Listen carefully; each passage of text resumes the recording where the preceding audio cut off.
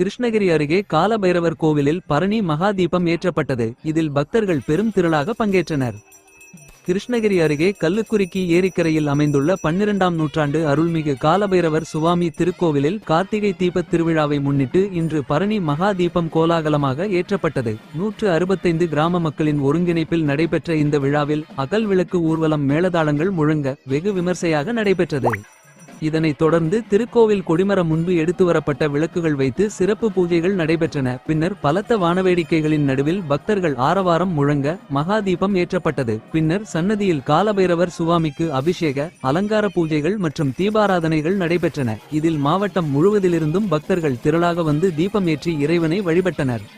மேலும் சூரன்குட்டை உட்பட பல திருக்கோவில்களிலும் மகா தீபம் ஏற்றப்பட்டு தெய்வ வழிபாடுகள் சிறப்பாக நடைபெற்றன.